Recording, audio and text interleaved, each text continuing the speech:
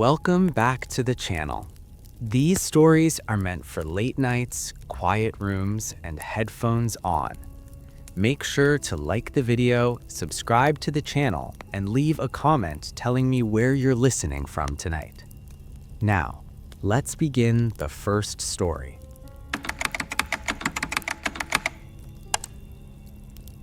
I didn't go looking for the mirror. I found it by accident. Or maybe it found me. It was late October in northern Oregon, the kind of afternoon where the sky hangs low and gray, and the air smells like wet leaves and cold stone. I had finished my shift at the bookstore early, and instead of going straight home, I wandered through the old part of town. There were a few antique shops there, the kind with dusty display windows and bells on the doors that never quite stopped ringing after you walked in. I stepped into one called Holloway & Sons Curiosities, mostly to get out of the drizzle. The place was narrow and deep, like a hallway that had been filled with objects instead of furniture. Stacks of yellowed books, bent silverware, porcelain dolls with cracked faces, framed paintings of people who looked like they'd never smiled in their lives. The air smelled like wood rot and lavender oil, heavy enough to taste. I was about to turn around and leave when I noticed it. At the very back of the shop, partly hidden behind a stack of rolled rugs, stood a mirror. It was tall, taller than me, with a frame carved from dark wood. The carving wasn't floral or decorative. It looked like twisting roots or vines strangling something unseen. The surface of the mirror was perfectly clean. No dust, no smudges, just a smooth, cold sheet of silvered glass. I stepped closer. My reflection appeared, but something felt off immediately. Not dramatic, not obvious, just wrong. The room behind me and the reflection didn't match the shop. The shelves looked different. The lighting looked softer, like candlelight instead of fluorescence. The walls looked older, stained with age. I blinked. The reflection snapped back to normal. I told myself it was just the angle, or fatigue, or the weird atmosphere of the shop getting to me. A voice spoke behind me. "You've noticed it." I turned. The shopkeeper was standing there. I hadn't heard him walk over. He was a thin man in his late 60s with pale eyebrows and hands that trembled slightly as he held a rag. I asked him about the mirror. He smiled, but it didn't reach his eyes. "Estate piece," he said. "Came from an old house out by the coast. Been in the same family for generations. Very unique." I asked about the price. He named a number that made my eyebrows rise. But then he said something that sealed it. "I can do a discount if you take it today."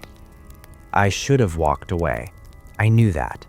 Every instinct told me this was a bad idea, but I'd always liked old things, stories, objects with history, and something about that mirror felt like it wanted to be chosen. I bought it. He wrapped it in a thick moving blanket, tying it with twine like he was securing something that might try to escape.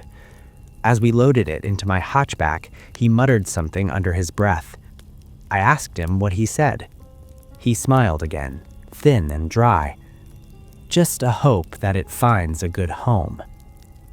I drove home through rain that smeared the world into watercolor streaks. Every bump in the road made the mirror shift slightly in the back, thudding against the interior wall of the car. Each time it did, I felt a tiny jolt in my chest, like a heartbeat syncing with mine. I lived alone in a small apartment on the 3rd floor of a brick building.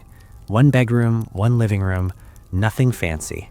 Quiet, safe. I leaned the mirror against the wall opposite my bed.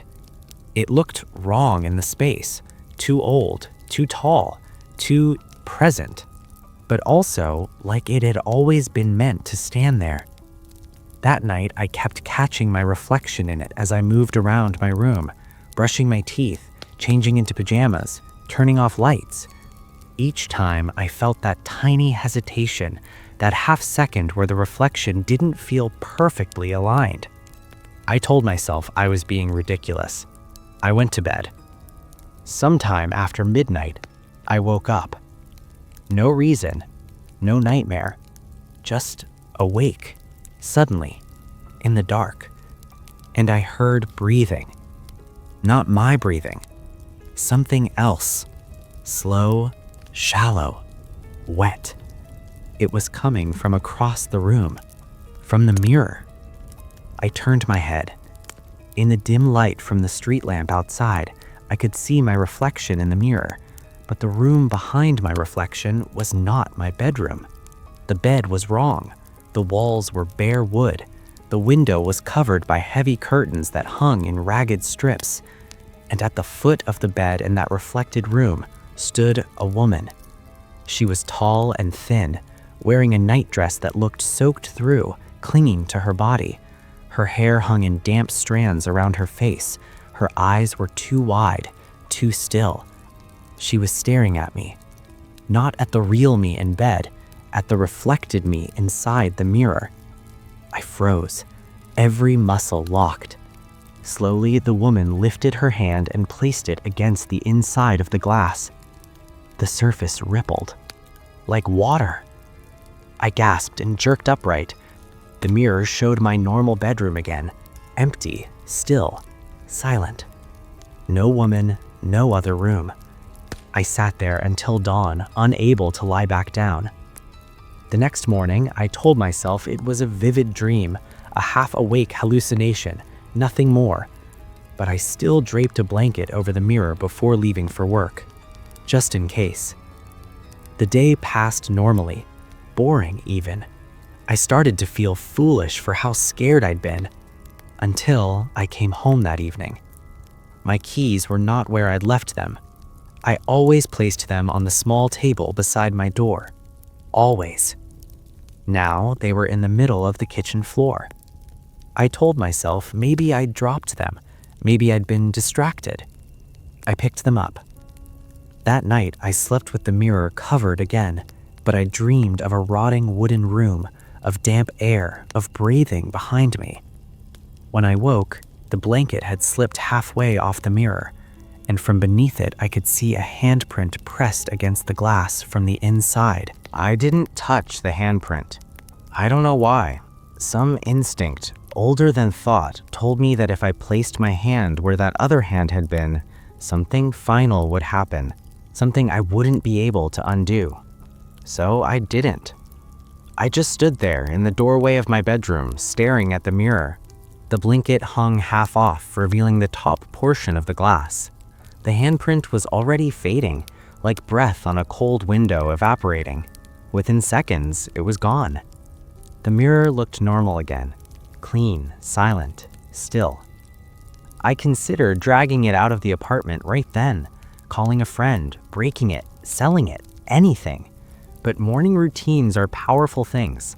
They convince you that everything is normal, that fear is irrational, that last night was only a dream.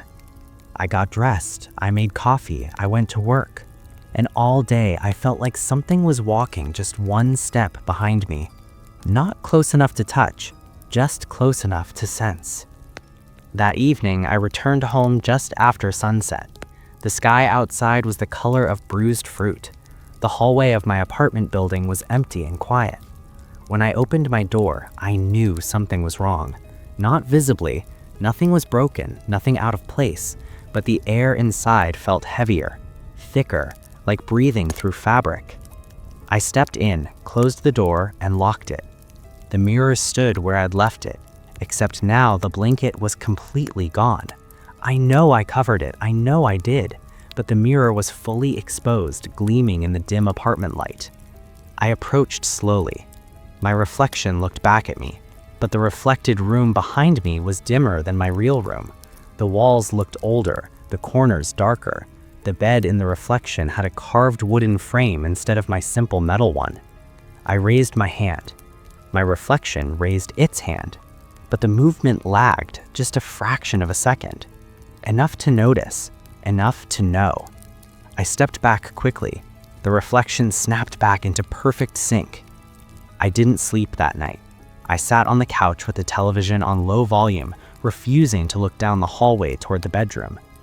Sometime after 3 a.m., I heard it again. Breathing. Not in the bedroom this time. Behind me. I didn't turn around. I didn't move. I just sat there frozen until the sound faded into the hum of the refrigerator and the distant rush of traffic outside. By morning, I had made my decision. The mirror had to go. I called in sick to work. I pulled on gloves like I was handling something contaminated. I grabbed a heavy jacket, thinking maybe I could wrap the mirror and carry it down to the dumpster behind the building. I walked into the bedroom. The mirror was waiting. This time, I didn't look directly at the glass. I focused on the frame, the twisted wooden vines, the dark grooves carved into it, strange symbols etched so deeply they almost looked burned. I reached for the frame. The moment my fingers touched the wood, the world lurched. The floor beneath me softened, not collapsed, softened like stepping onto a mattress. The air thickened. A smell flooded my nose. Rot, mold, old water, old death. I stumbled backward and found myself no longer in my apartment. I stood in a long wooden hallway. The floorboards were swollen and dark with moisture. The walls wept slow trails of black liquid. The ceiling sagged like it was tired of holding itself up. There were no windows, only doors.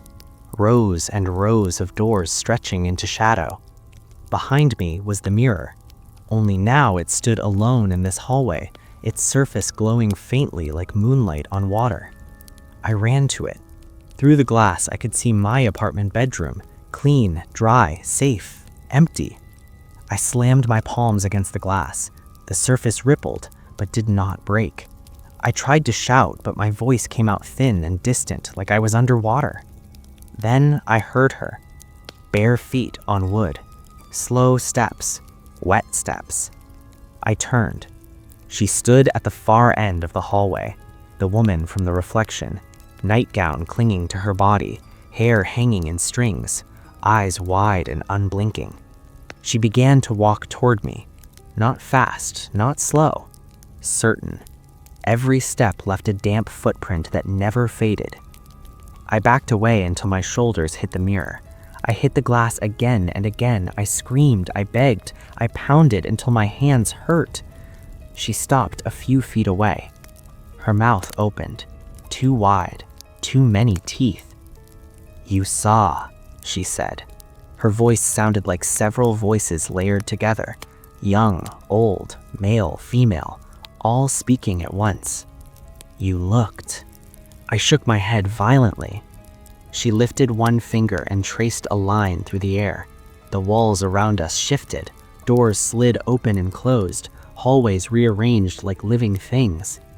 Faces stared from the open doorways. People, men, women, children, all pale, all still, all watching me. Their eyes were empty holes. Their mouths hung open in silent screams. "You brought it home," she whispered. "You invited us in." I turned back to the mirror. Through the glass, I could see someone enter my real apartment.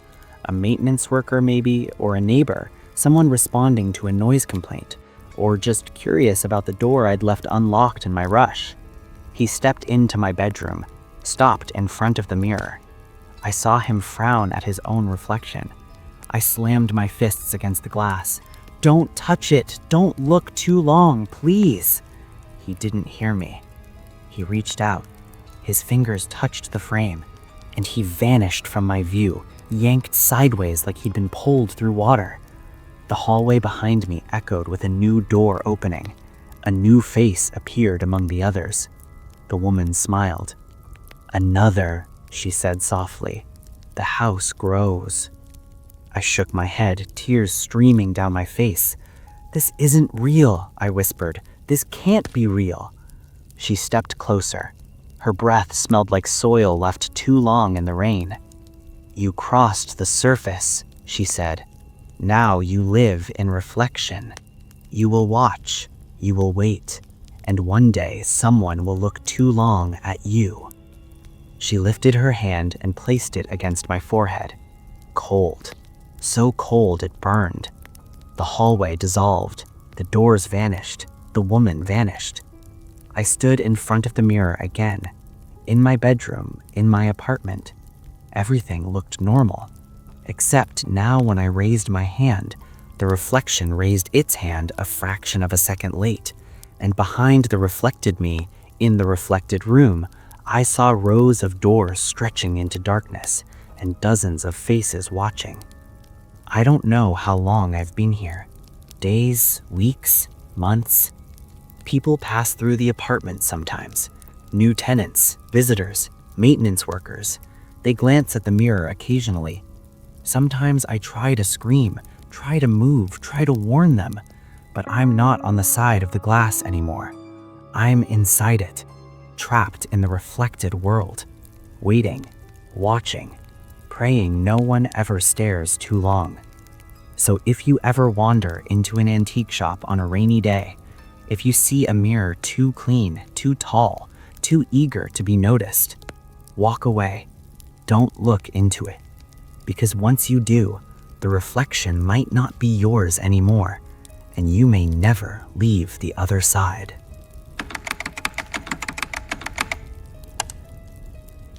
I never used to fear public transport. A bus was just a bus. Loud brakes, worn seats, half-awake passengers staring at their phones. Nothing mysterious about it. Nothing supernatural. That changed the night I took the last route out of Greyhaven City. It was 2:58 a.m. when I stepped out of the diner where I worked. My shift had dragged. The smell of fried oil clung to my hair and my feet ached from standing 8 hours straight. My car had broken down the week before and payday was still 3 days away. The night bus was my only option. Greyhaven at night felt hollow. Streetlights flickered. Storefronts slept behind metal shutters. Wind pushed trash along empty sidewalks like restless spirits. I checked my phone. Battery at 12%. No missed calls, no messages. The bus stop stood under a buzzing neon pharmacy sign. I was alone. Then I heard it. The low growl of an engine rolling closer. Headlights appeared at the far end of the street. A city bus. Old model. Boxy. Its paint was faded, the transit logo peeling like sunburned skin. As it pulled closer, I noticed the destination display above the windshield. It didn't list a street name. It just read, Route 0, Final. I hesitated. There was no Route 0 in Greyhaven's transit system. I rode buses enough to know the routes by heart. But the bus stopped anyway, air brakes sighing like something exhaling after a long sleep. The front doors folded open. The driver sat behind the wheel. A man, or something shaped like one.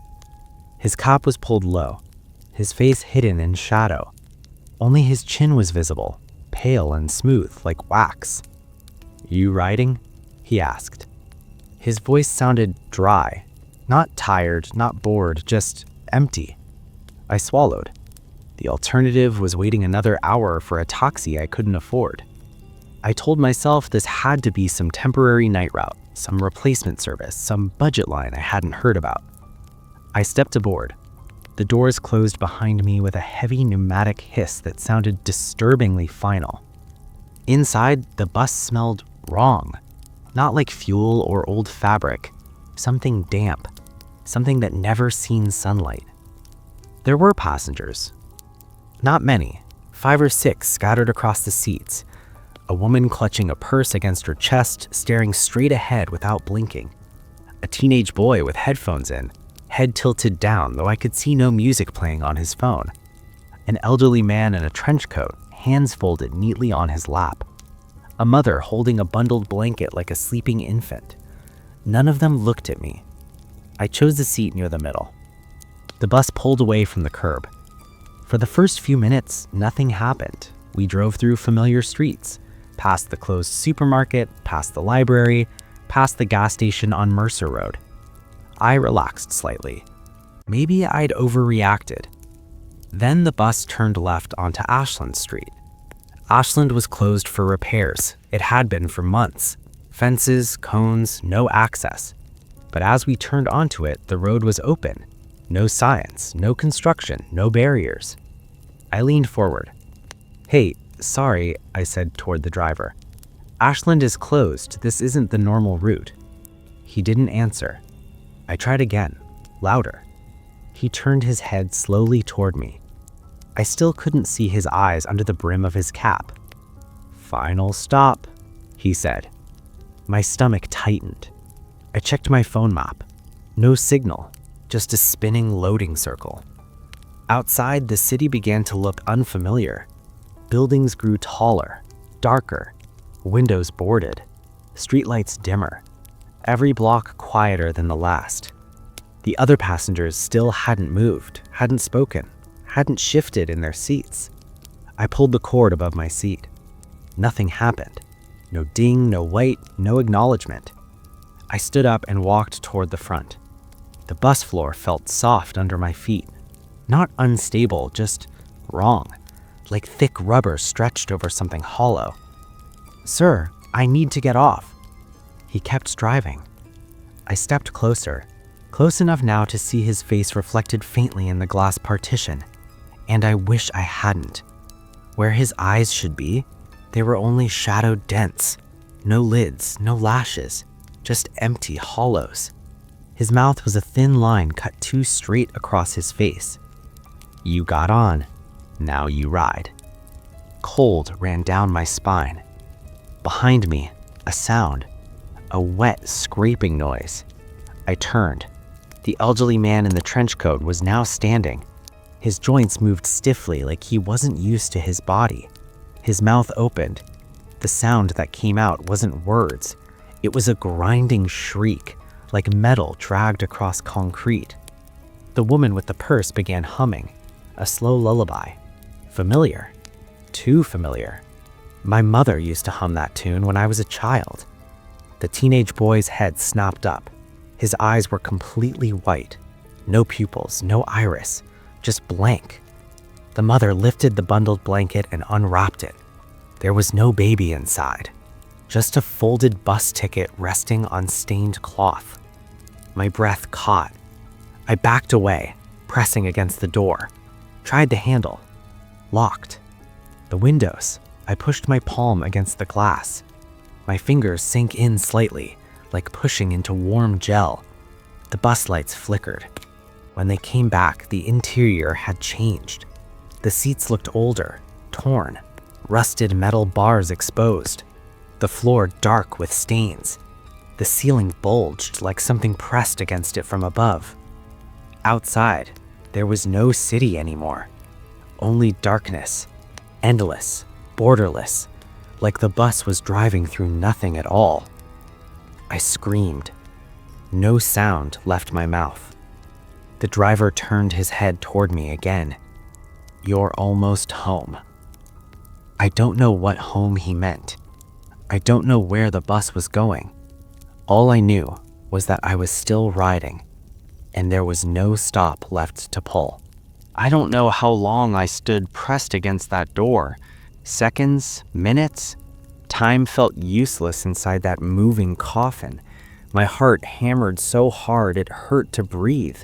The other passengers had gone still again, as if the strange outburst had never happened. The old man returned to his seat. The woman stopped humming. The teenage boy lowered his head. The mother rewrapped the empty blanket. Silence reclaimed the bus.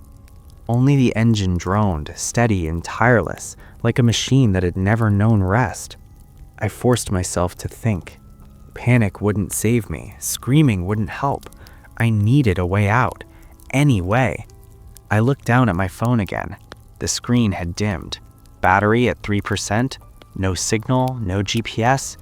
Only my reflection staring back, pale and wide-eyed. Outside the windows was pure darkness now. No stars, no road lines, no sense of movement. Just black. But I could feel the bus moving. I could feel the vibration through the floor. We were going somewhere. "Where are we going?" I asked quietly. No one answered. The driver didn't even twitch. I swallowed hard and took a slow step toward the middle of the aisle again. My shoes barely made a sound on the strange rubbery floor. The air felt thicker with every step, like walking underwater. I passed the teenage boy first. I dared a glance at his phone. The screen showed a music app. Every song listed had the same title, Final Stop. I kept walking. The elderly man's eyes were closed, his breathing shallow, too shallow, like he didn't need air at all. His hands rested neatly on his knees, fingers folded like a corpse prepared for viewing. The woman with the purse finally turned her head slightly toward me. Her eyes met mine. They were normal, brown, tired, human. Hope flickered in me. "Please," I whispered, "what is this bus?" Her lips trembled. Tears formed at the corner of her eyes. "I got on," she said quietly, "just like you." "Where are we going?" She swallowed. "They told me one last ride." My stomach lurched. "Who told you?" But before she could answer, the driver spoke. Not loudly, not angrily, just firm. "No talking." The woman snapped her mouth shut. Her eyes dropped to her lap. Her body stiffened like a puppet whose strings had been pulled tight. I stepped back. I didn't want to know what happened to passengers who broke the rules. The mother cradling the blanket began rocking gently, back and forth, a motion so slow it was hypnotic. Something slid from beneath her blanket and fell onto the floor with a papery whisper. Another bus ticket. I stared at it. It was old, yellowed, the ink smeared, but I could still read it. Greyhaven Transit, Route 0, Final. Passenger, name unreadable. Destination, Terminus. My name wasn't on it. Not yet. A horrible realization settled over me. This wasn't a normal bus. These weren't normal passengers. And whatever this ride was, it wasn't meant for the living. I moved toward the front again, slowly this time, carefully. The driver's hollow eye socket stayed fixed on the road ahead. His hands gripped the wheel with unnatural stillness. "Let me off," I said. He didn't respond. I tried the emergency handle beside the door. It didn't budge. I tried the window again. My fingers sank into it slightly, warm, soft, like pressing skin. The bus wasn't just a vehicle, it was alive. Fear nearly broke me then, but beneath the terror, something else rose. Anger. I hadn't died. I hadn't chosen this. Whatever this thing was, it had no right to take me. I stepped into the driver's blind spot and yanked the steering wheel with all my strength. The bus swerved violently. Passengers jerked in their seats but didn't cry out. The mother's blanket fell completely open. Tickets spilled out, dozens upon dozens, all stamped with the same destination, Terminus. The driver's head turned toward me slowly, his hollow face inches from mine. "You don't belong here," he said. I pushed harder. The bus veered sharply. For the first time, the darkness outside changed. A dim shape appeared ahead. A structure, a building, tall, narrow, a single light glowing above a doorway. A station. The final stop. The driver tried to correct the wheel. His strength was unnatural, but so was my desperation. We wrestled over control as the station rushed towards us. The bus hit something hard. Metal screamed, glass shattered, the world flipped. I felt weightlessness, then impact, then nothing. I woke up coughing. Cold air burned my lungs. I lay on asphalt beneath a flickering street lamp. The familiar hum of the city surrounded me. Distant cars, wind, a dog barking somewhere far away. I sat up slowly. I was at a bus stop. My bus stop. The neon pharmacy sign buzzed overhead, the same place where I'd boarded the last bus out of Greyhaven. My phone lay beside me, cracked, dead. No bus in sight, no driver, no passengers, no darkness beyond the windows. just empty street. A night security guard from the pharmacy ran toward me, asking if I was okay, if I'd fallen asleep drunk at the stop, if I needed an ambulance. I told him I was fine, because how do you explain a ride to nowhere? I walked home that night. Every step felt unreal, like the world was too solid after what I'd experienced. I didn't sleep when I got back. I sat on my bed until morning light filled the room. At noon, curiosity got the better of me. I searched Greyhaven Transit's website. No Route O existed. No record, no archive, no mention. But when I scrolled down to a forgotten subpage labeled Discontinued Routes, I found a single blurred photograph. An old city bus, boxy, faded paint, a peeling transit logo. Under the image was a short paragraph. Route O, final. Decommissioned after multiple unexplained disappearances of late-night passengers. Service permanently terminated. Records sealed. My hands shook as I closed the page. I thought it was over. I hoped it was over. Until 3 nights later when I walked past the same bus stop after my shift. 2:58 a.m. The street was empty. The neon sign buzzed. And in the distance, headlights appeared. A low engine growled. A familiar boxy silhouette rolled closer. Destination display glowing faintly. Route O, final. The doors hissed open. The driver waited. And somewhere deep inside me, a cold voice whispered, "You got on once. You can get on again." I ran the other way. I never take night buses anymore. But sometimes when the city is quiet and the hour is late, I hear an engine outside my window. A long brake hiss, folding doors, and a voice, dry and empty, calling passengers aboard.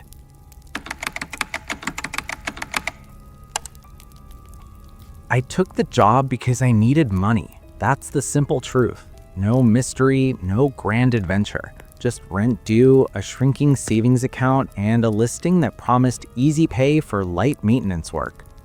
The ad had been oddly specific. Remote property caretaker. 2 weeks, no guests, no phone signal. Housing provided. Good pay, must be comfortable with isolation. Most people would have scrolled past it. I didn't. I told myself solitude would be peaceful, a break from noise, from people, from the constant buzz of the city. I was wrong. The cabin sat 3 hours north of Fairview, tucked deep in a stretch of forest that didn't appear on my phone's map once I got close. The last half hour of the drive was on a dirt road so narrow that branches scraped my car like fingernails. By the time I reached the end of the path, the sky was already bruising toward dusk. The cabin was smaller than I expected. 2 stories, weathered wood, a porch that sagged slightly in the middle.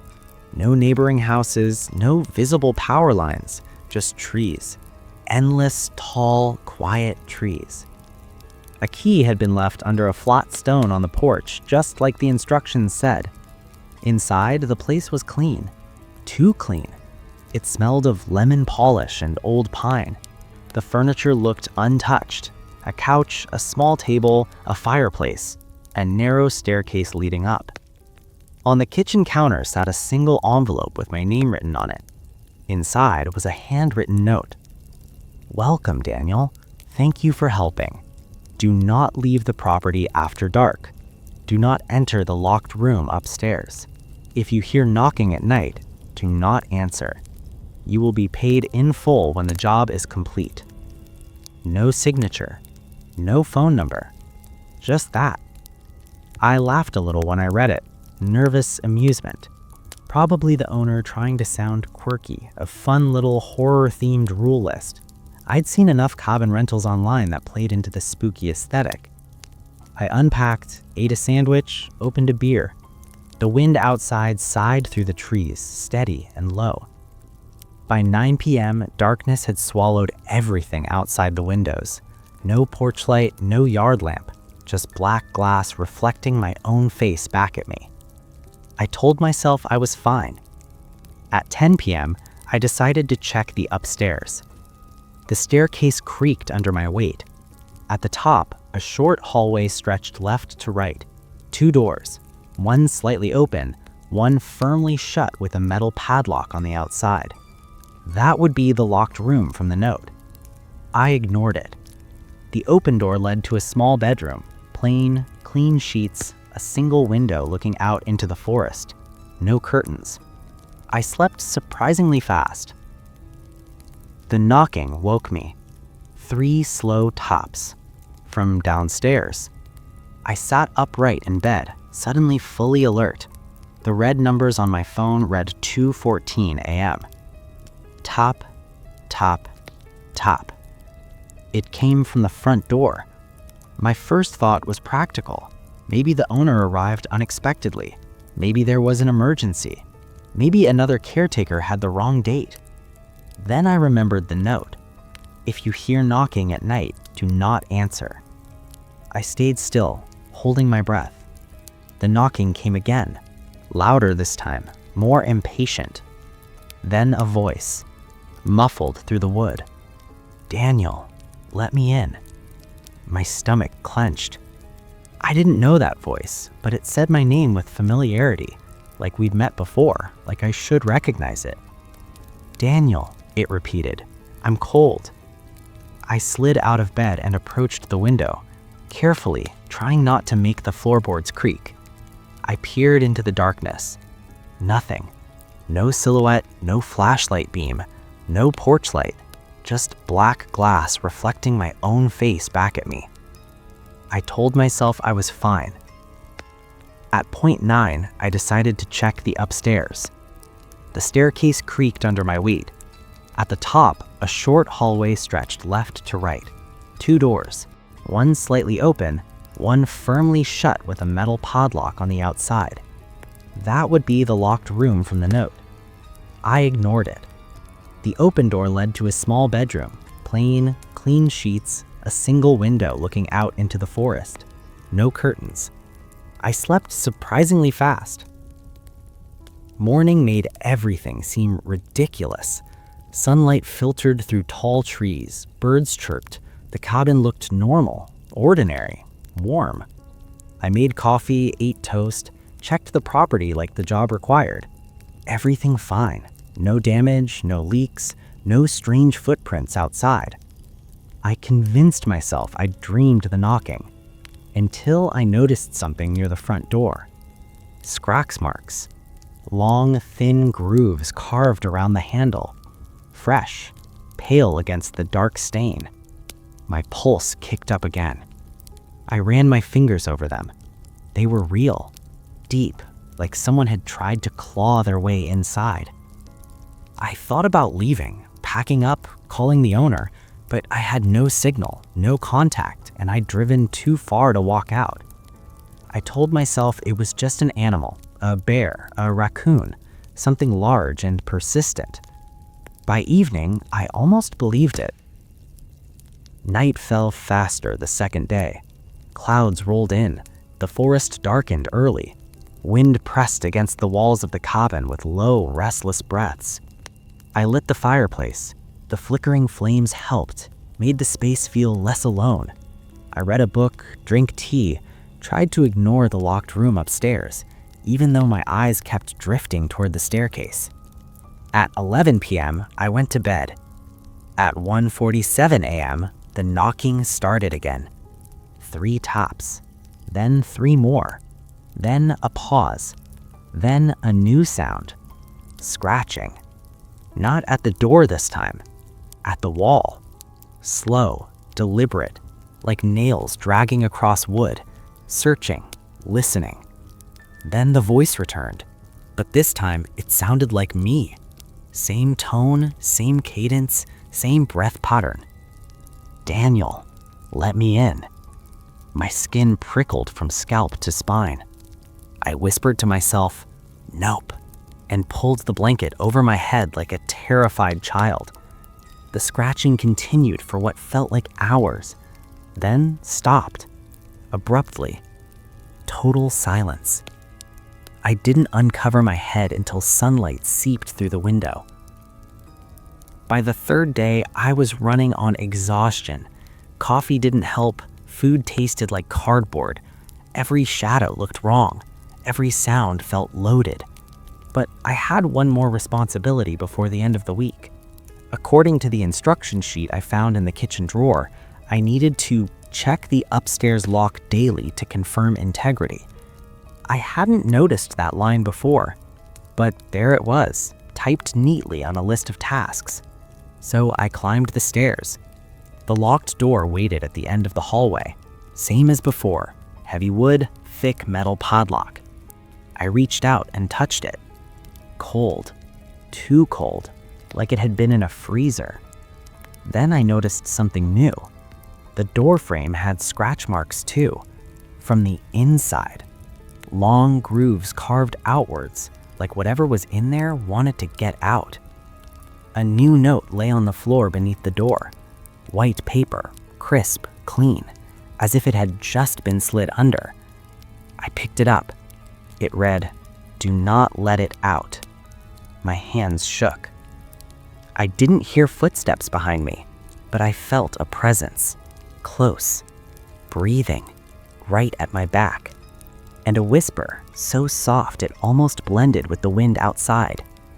"Daniel, open it." I turned. The hallway was empty, but upstairs the air felt colder, heavier, like something had finally noticed I was paying attention. I didn't sleep after that. Every time I closed my eyes, I felt that whisper at my back again. That breath that wasn't there. That voice wearing my own. By morning, I was shaking from exhaustion. My hands trembled as I poured coffee. The cup rattled against the saucer. I tried to laugh at myself, but the sound came out hollow. I told myself I had two choices: leave or finish the job. Leaving meant hiking back down that long dirt road, hoping my car still started, hoping nothing followed me through the trees. But the rational part of my mind clung to one fact: no signal, no help, no nearby town. If something happened out there, no one would even know where to look. So I stayed. I regret that decision more than any other in my life. That afternoon, I tried to distract myself with work. I fixed a loose porch board, swept pine needles off the steps, checked the cabin's generator out back. Everything normal, everything functional. But no matter where I stood, I felt watched. Not from the forest, from inside the house. By sunset, clouds rolled in again. The sky turned a sickly gray. The wind rose, bending treetops into slow, bowing shapes. It looked like the entire forest was kneeling. I locked every door, checked every window, then checked them again. At 10 p.m., I sat on the couch with all the lights on. Every bulb in the cabin glowed harsh yellow. No shadows left to hide in. At 12:32 a.m., the lights went out. Not a flicker, not a warning, just instant darkness. The generator outside didn't kick in. Silence flooded the cabin. Then the emergency lantern on the kitchen wall clicked on, casting a dim orange circle over the room.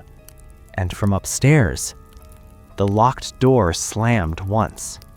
Hard. I froze. Then it slammed again. The whole house shuddered. I stood slowly, heart hammering, and moved toward the staircase. Every instinct screamed not to go up there, but curiosity and terror blended into something stronger, something that pulled me forward. I climbed, step by step. Each stair groaned like a warning.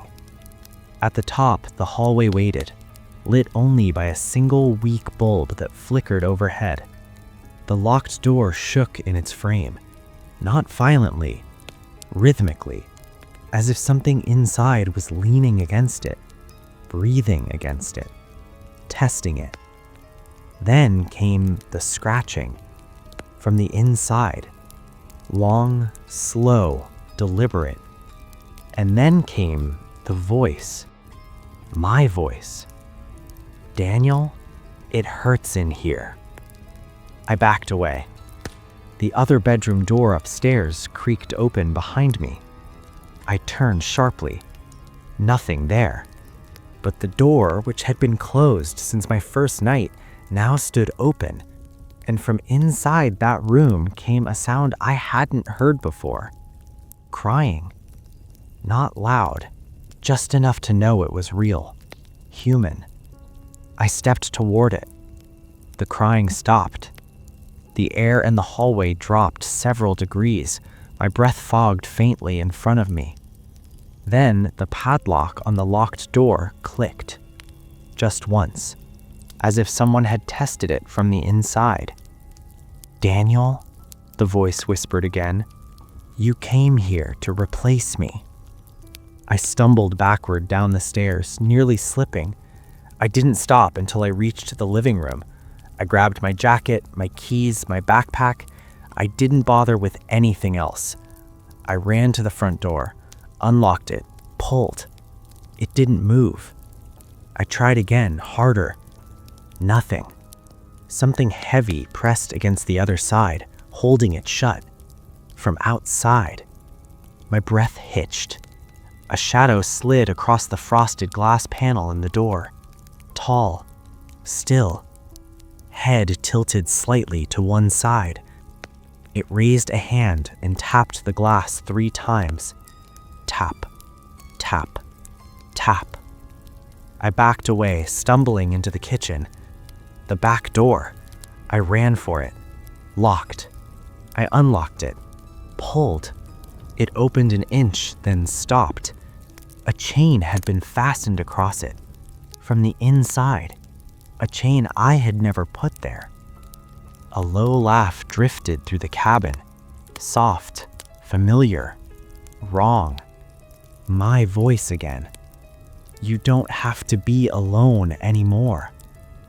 The lights flickered, once, twice, then burned bright white for a moment before snapping back to dim yellow. Something moved at the top of the stairs. I saw it. A shape wearing my outline, my height, my posture, my face. But the eyes were empty black pits, the mouth stretched too wide, the skin too smooth, like a mask pulled tight. It stepped forward, slowly. I grabbed the fireplace poker from beside the hearth and backed away toward the kitchen window. Rain hammered against the glass outside. The forest beyond was a writhing sea of darkness. The thing spoke again, but now its voice was layered. 2 voices, then 3, then many, all mine. Stay, finish the job. I swung the poker at the window. The glass shattered outward. Cold rain blasted in. Wind howled through the opening. I climbed onto the counter, ignoring the cuts on my hands from the broken glass. Behind me, heavy footsteps descended the stairs. 1, 2, 3, 4. Too many. I didn't look back. I ran through the window and landed hard in the wet grass outside. Mud soaked my clothes. Rain blinded me. I ran. Not toward the road, toward the forest. Branches whipped my face. Roots snagged my feet, but I kept running, guided only by the faint slope of the ground leading downhill. Behind me, voices echoed through the trees, calling my name, in my voice, in dozens of voices, all slightly out of sync. I ran until my lungs burned, until my legs gave out, until I collapsed beside a narrow gravel road I didn't remember driving on. Headlights appeared through the rain. A truck slowed, stopped. A man leaned out the window and shouted if I needed help. I couldn't speak. I just nodded. He pulled me inside the cab.